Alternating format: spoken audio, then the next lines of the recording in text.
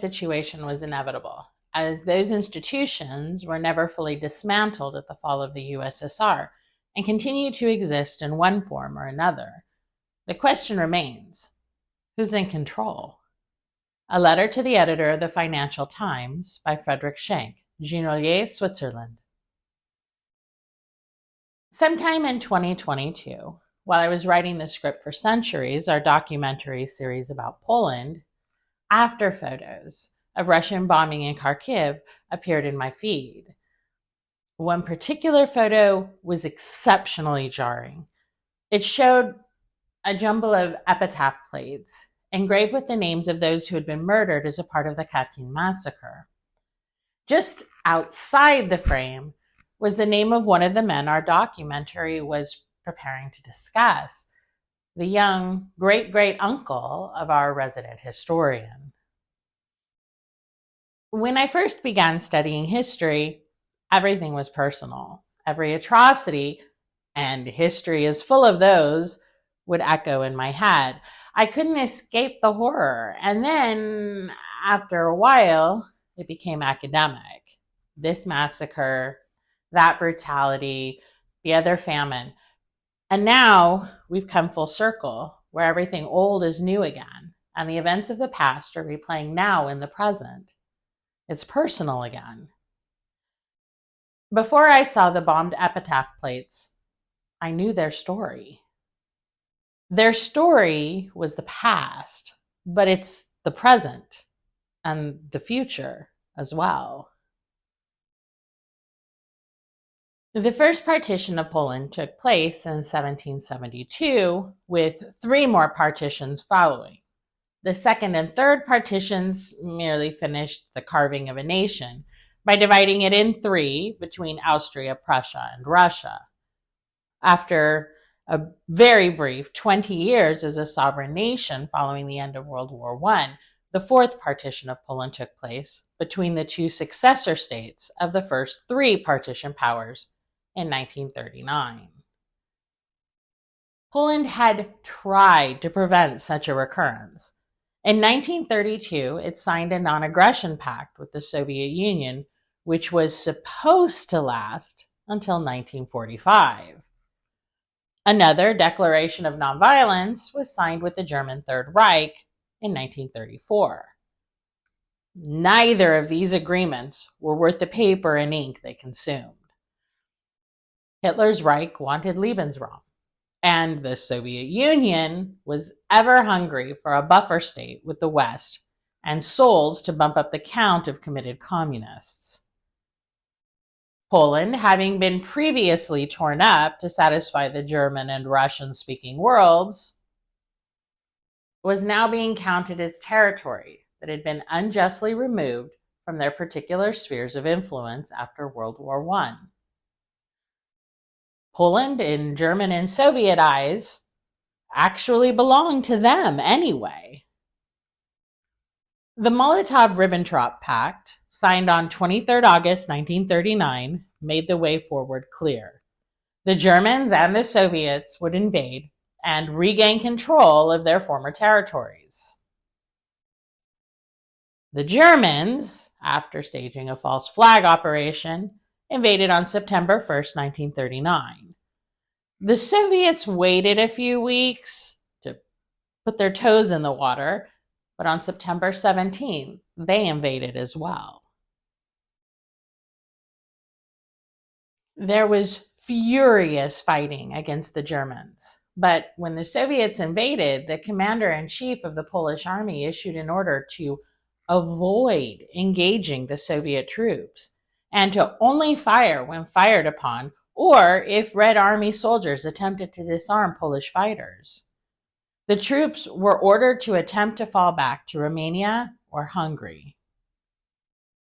In the ensuing chaos, several 100,000 Poles were detained by the Red Army. Most of these would be freed or later escape, but 125,000 were transferred to NKVD camps. Even this number would be whittled down a great deal after prisoner exchanges with Germany.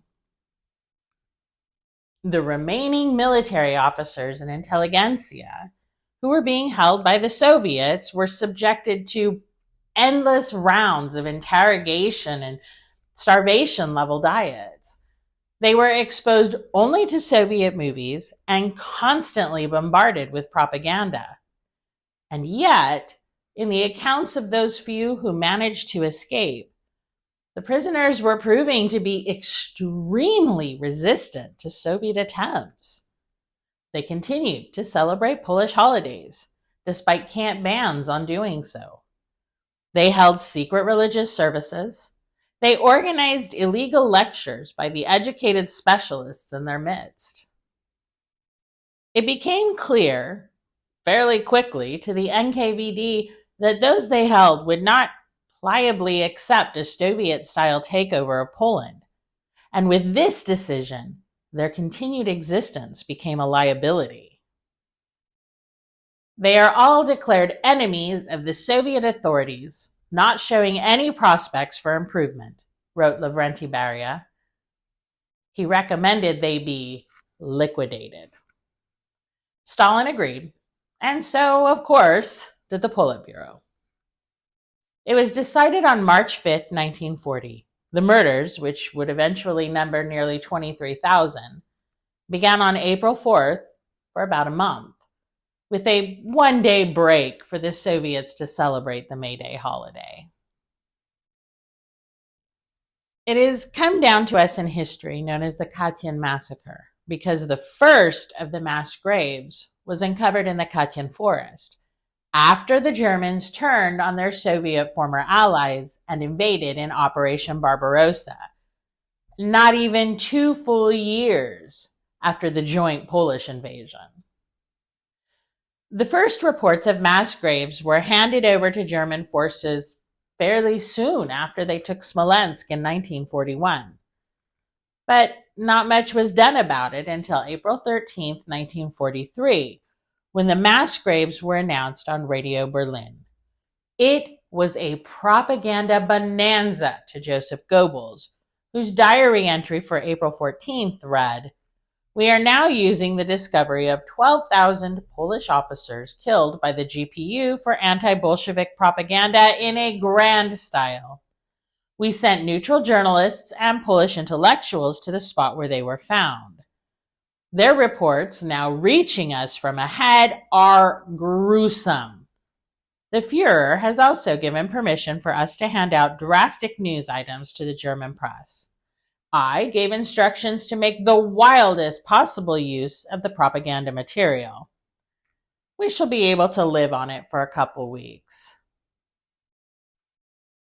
The Germans even went so far as to bring in POWs to witness the scene, and a horrible scene it was. Bodies all shot in the back of the head, thrown into mass graves.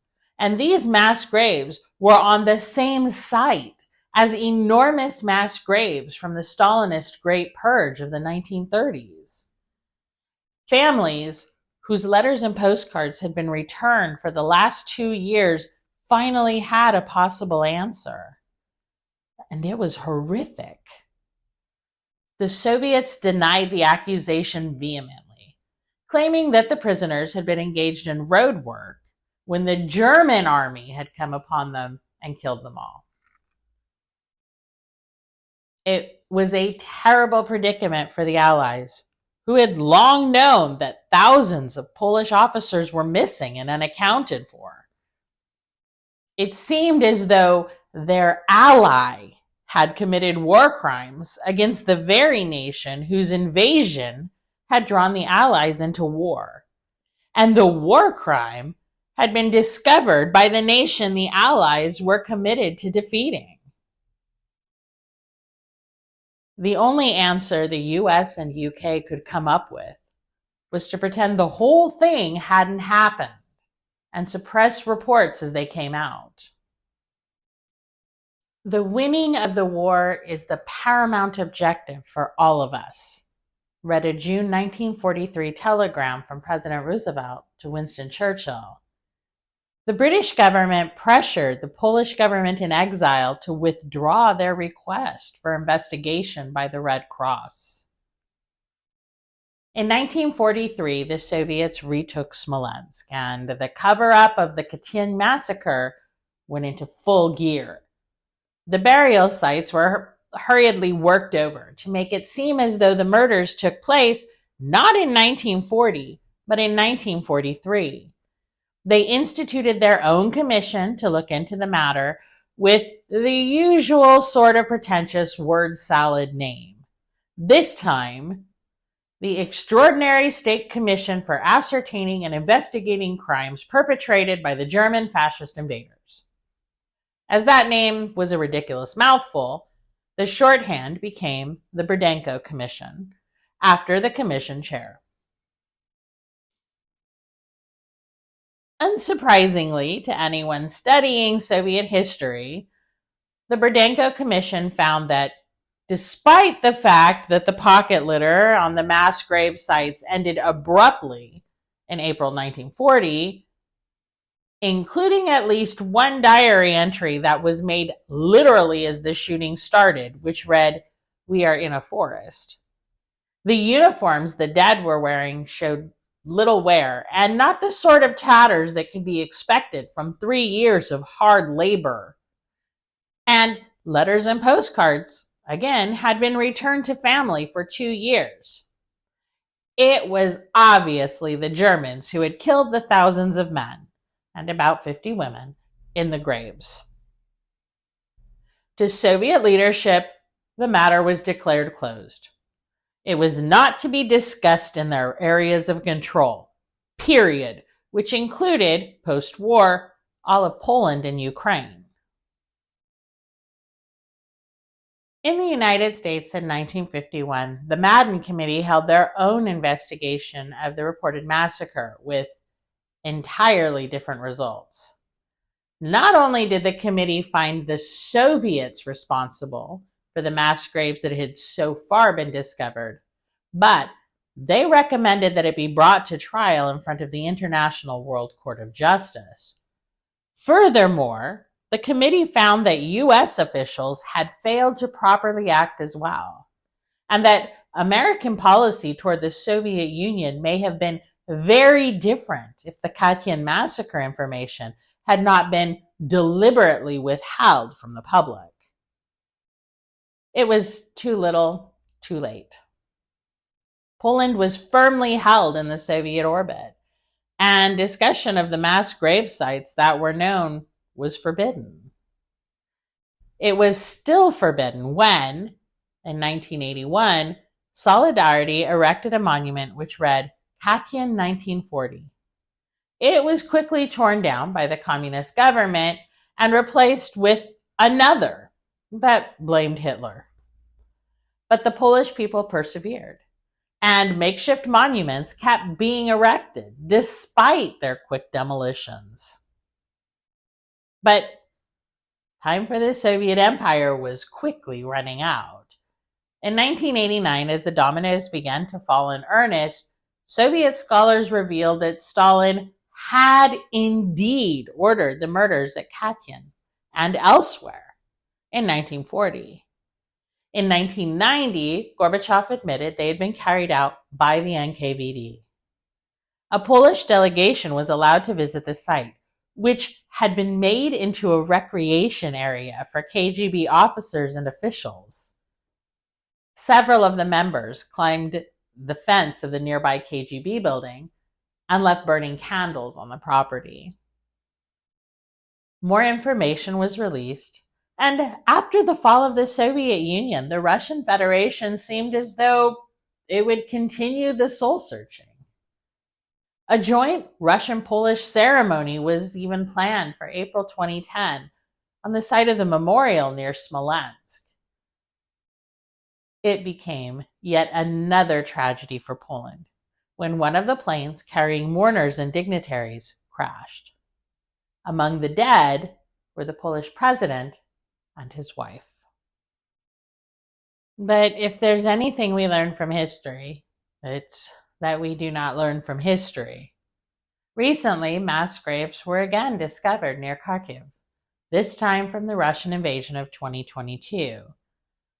It nearly begs the question, Would it be easier to identify a part of Kharkiv that hasn't been used to hide the bodies of those who were politically inconvenient? Forced deportations, the compiling of files, detaining and torturing political enemies, extrajudicial killings, and the overwhelming pressure to report any possible anti-Russian sentiment or action. Everything old is new again in Eastern Europe. It remains to be seen if, just this once, perhaps we've learned from history. This is merely the barest bones of events that happened to the prisoners murdered in the Katyn Massacre. But I hope you'll use it as a jumping off point to learn more. What is past is prologue, and none of us can understand the events of today without an honest assessment of the past. As Mark Twain allegedly said, history may not repeat itself, but it does rhyme.